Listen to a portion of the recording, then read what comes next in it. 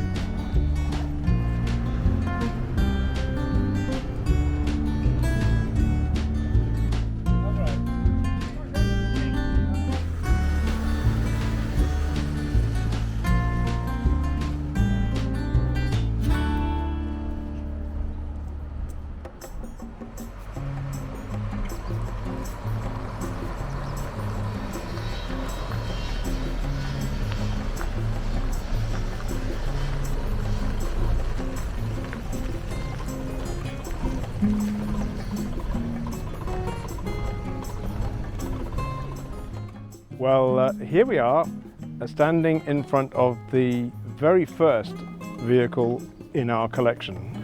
And really, this is the bus that started it all off, before even the Friends of King Alfred buses was formed. It's a very typical King Alfred vehicle, 1959, Leyland Tiger Cub. It's a PSUC 1/1, which means it hasn't got a twin-speed rear axle like some of the earlier buses had, and it has a very lightweight body by Wayman, the same style as the Edinburgh Corporation vehicles of similar vintage, which have been very long-lived and all over the place. So it's a bit of a twin, if you like, for those vehicles. There were three of them, 103, 104 and 105, and 104 is the great survivor. I think there were 11 Tiger Cubs in the King Alfred fleet. They all ran until the end of King Alfred Motor Services in April 1973, and then they went across to Hanson Dorset. They were fitted out for one-man operation, painted red and used at Winchester Depot for 3 years until 1976. Gradually they were withdrawn. They weren't all withdrawn together, and in fact I'm not even sure that 105 was ever painted red.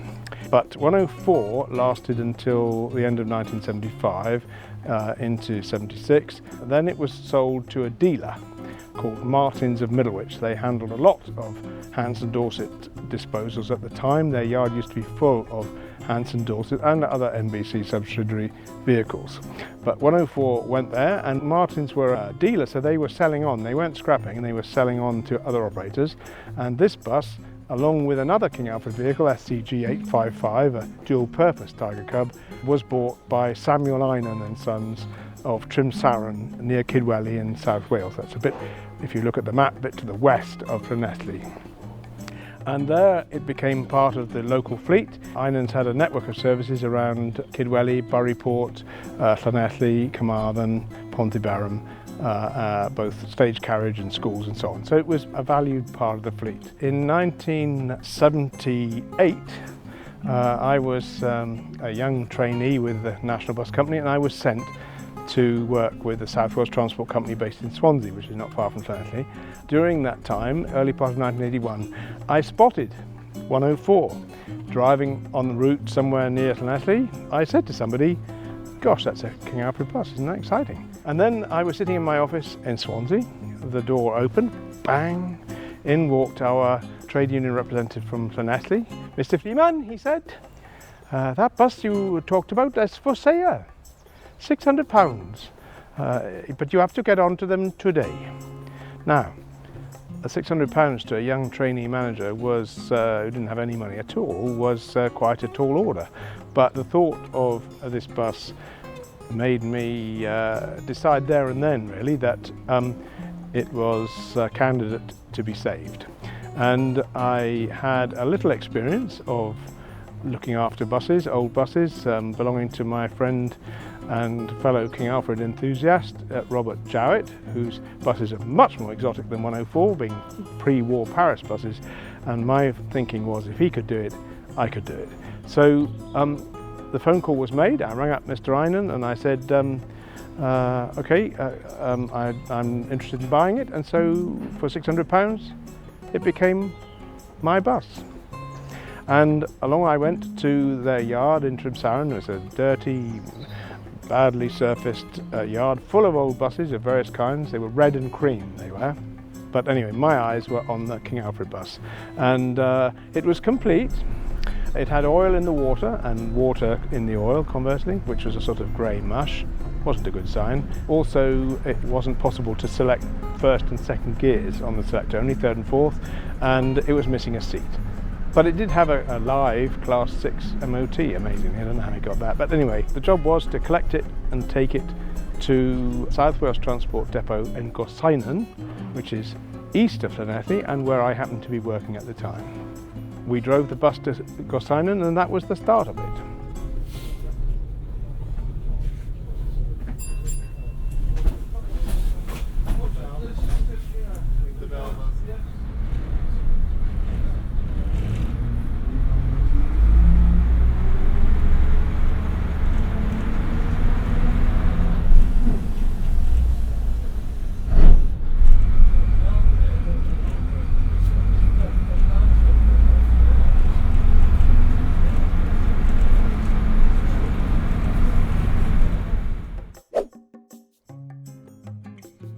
When we were repainting the vehicle into its original livery back in 1993, which I'm astonished to find is 30 years ago, we wanted it to look like it would have looked in the early 1960s. And of course, King Alfred buses were adorned with adverts.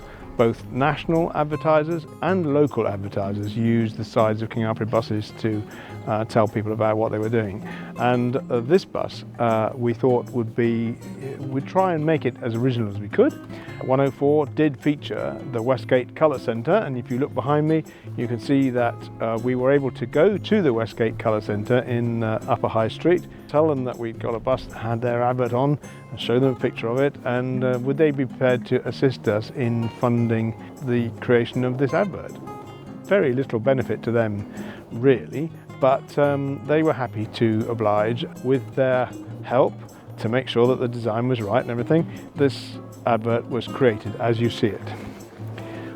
Westgate Colour Centre, it's been there ever since, very nice. For the offside, again we were looking for an original advert. Prawl was a small jeweller's in Parchment Street in the city centre. I went to the shop and I explained this thing, and again he was happy to have his name, and he was, like many people that we approached actually, really interested in the fact that they had paid for adverts on King Alfred buses for many years. They were painted on, so they lasted for years and years. The advert that you see on the bus behind me is exactly as it was presented on about 3 vehicles, more or less continuously through the 1960s. And as you can see, it's been on for 30 years, beginning to look a bit tired now. We're going to have to get it redone at some point, which is a bit of a nuisance, but that's the way of these things. And then we'll go to the back. For the back, we had to do something slightly different because there were no traders still going. So we went for an original advert, but Murray's was on the corner of City Road and Drury Street. In fact, that corner was called Murray's Corner to all Winchester residents for many years. This is an original advert. We couldn't ask them to pay for it. They weren't there to do it. But it is exactly what was on the back of this bus for many, many years. When you step back from the vehicle, you see a snapshot of what it would have looked like back then, almost exactly, which is what we're trying to create, really. And the great benefit that we have in the Friends of King Alfred buses, as compared to so many others who are into bus preservation, is that the city of Winchester remains largely recognisable. In particular, the Broadway is astonishingly like it was not 50 years ago, but 100 years ago. It's quite astonishingly unchanged.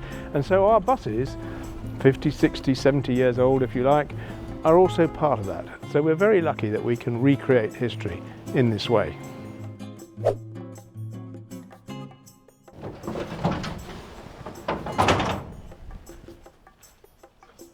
That was a demonstration of this very basic but really solid and reliable mechanism for opening and closing the doors. And all the driver has to do is push the lever forwards and the doors are closed. Bring it back and the doors are open again. No electric motor, nothing to go wrong. Very solid and sensible. Really replicating everything about this cab here. It's all manual, there's no power assistance anywhere. Nice big steering wheel with lots of leverage. The gear lever is big and heavy, but nonetheless quite straightforward.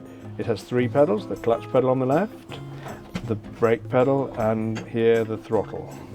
And then the basics include the handbrake, which is here. I'd drop it off that way if I was going to, but I'm not going to, otherwise we'll roll away. If you want to go left or right, here is a bit of electric, but that's the left and right turn. And basically, that's it. Various dials and things. This is your bus. This is always the bus that our new drivers drive first, and that gives us an opportunity to find out what they're made of, really. Because if they can cope with it, then that's fine. If it's tricky for them, then there's more work to be done. Otherwise, it's straightforward and off it goes. Here we are inside the saloon of 104 now, and let's have a look at some of its key features. Well, the first one that strikes you as you look at it is that it has no luggage racks. There's just the arch of the roof, and I must say, as a small boy, that struck me as quite unusual. But of course, no luggage racks means no weight, and this bus was all about reducing or eliminating anything that would weigh anything, so that it could come in at just over 6 tons unladen. So if you look to the panels on the side, you'll find that the panel work is simply the outside panel, and you're looking at the inside of it. No secondary paneling, nothing like that, nothing to waste weight. On the other hand, the seats are quite comfortable, sensible, got good grab rails on them, and as you can see, the moquette here is absolutely the original. So this pattern was chosen by Hilda Chisnell, the wife of Mr. Bob. So these seats have stood the test of time. They are as old as the bus is, so 1959 to now. They're getting a bit tired, and particularly the cushions, the sort of rubbery material inside them is tending to come to pieces. So we're getting to the point now where they need recovering. Quite a decision for us, actually, because the originality of this vehicle is one of its attractions. Looking through it, you can see it has treads on the ground here, and during the reconstruction every one of these had to be taken off and cleaned up and then put back down onto the deck. Overall, nice, simple, straightforward vehicle. It rides well and it's a pleasure to ride in.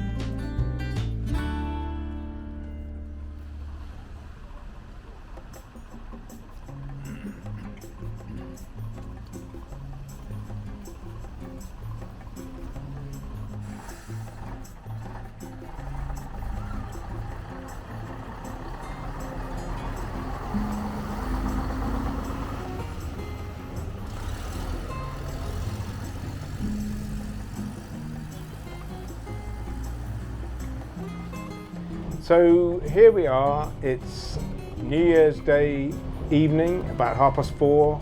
The rain is streaming down outside and it's dark.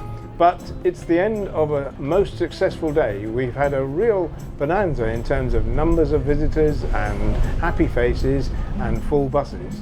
And that's what it's all about. For these running days are about exposing the King Alfred buses to the general public. And we've had visitors from not only the local area, but also from across the country, the enthusiasts who come to sample our buses. Generally, everything's worked according to plan. It's great that we have the city to ourselves. We don't have to jostle with the other buses, and all told, it's been a real success. So we're looking forward to checking out exactly how many programs we have sold and how many Leyland Olympic storybooks we've sold. That's important for us because the whole Leyland Olympic issue is going to take up a lot of our time going forward. But in the meantime, we're really pleased with what's happened and very grateful to everybody who's come today and added to the success of our event. So we look forward now to the bank holiday, the first bank holiday in May, the 6th of May, when we do this all again, but in the grander scale, because it's our major event, our running day here in Winchester, with all our visiting vehicles, all our vintage vehicles, the pre-war fleet, and hopefully that will be a grand event. So look forward to seeing you there.